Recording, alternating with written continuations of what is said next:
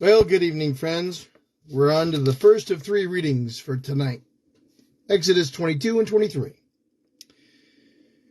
Whoever steals an ox or sheep and slaughters it or sells it must pay back 5 head of cattle for the ox and 4 sheep for the sheep.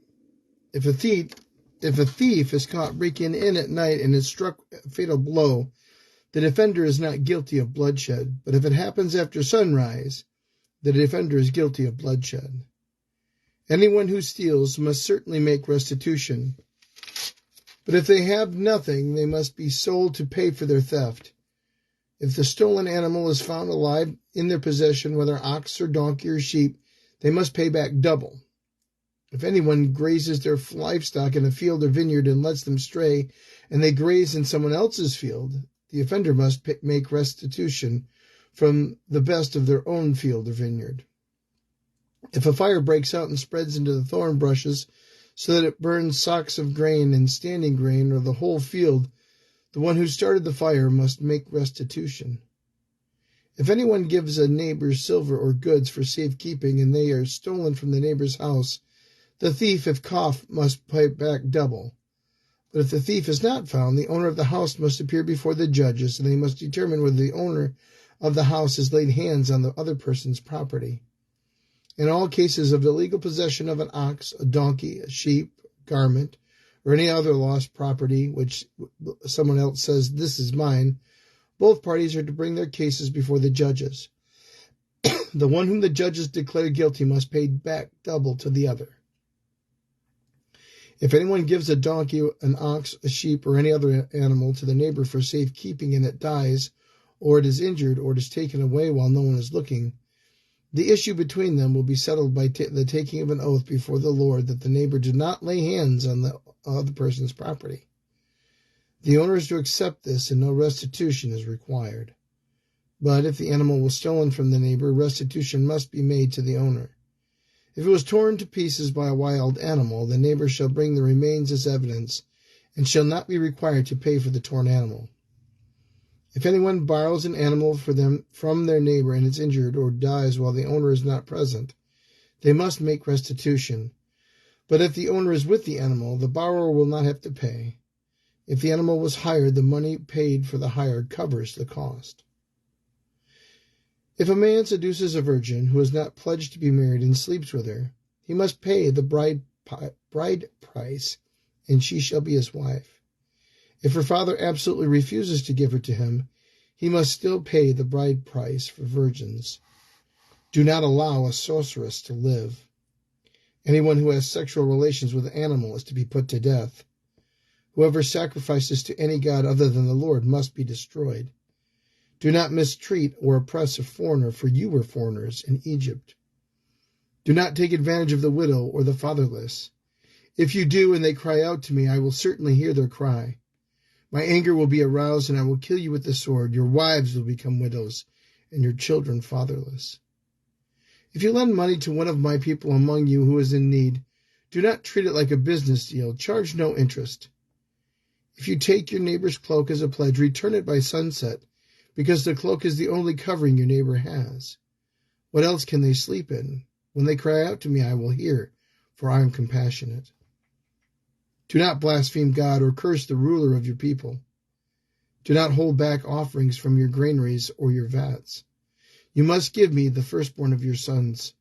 Do the same with your cattle and your sheep. Let them stay with their mothers for 7 days, but give them to me on the 8th day.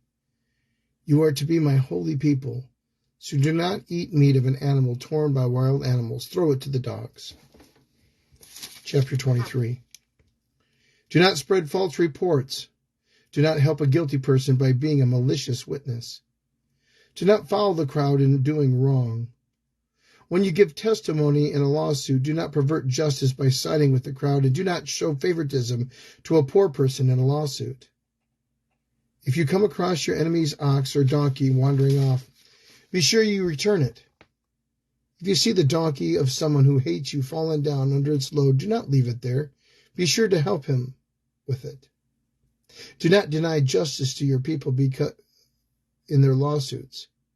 Have nothing to do with a false charge, and do not put an innocent or honest person to death, for I will not acquit the guilty.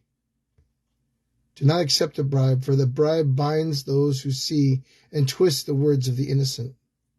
Do not oppress a foreigner. You yourselves know how it feels to be foreigners because you were slaves. You were foreigners in Egypt.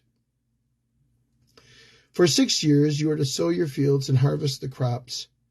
During the 7th year, let the land lie unplowed and unused. Then the poor among you may feed from it, and the wild animals may eat what is left.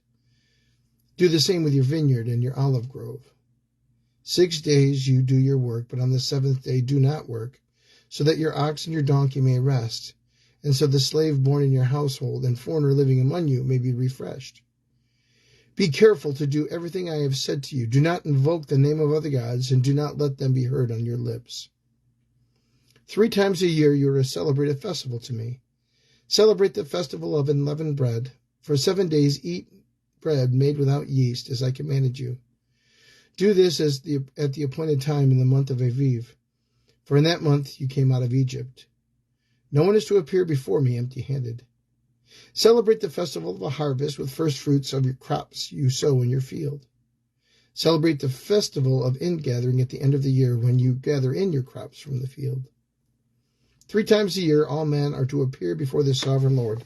Do not offer the blood sacrifice to me along with anything containing yeast. The fat of my festival offerings must not be kept until morning. Bring the best of the first fruits of your soil to the house of the Lord your God. Do not cook a young goat in its mother's milk. See, I am sending an angel ahead of you to guard you along the way and bring you to a place I have prepared. Pay attention to him and listen to what he says. Do not rebel against him. He will not forgive your rebellion, since my name is in him.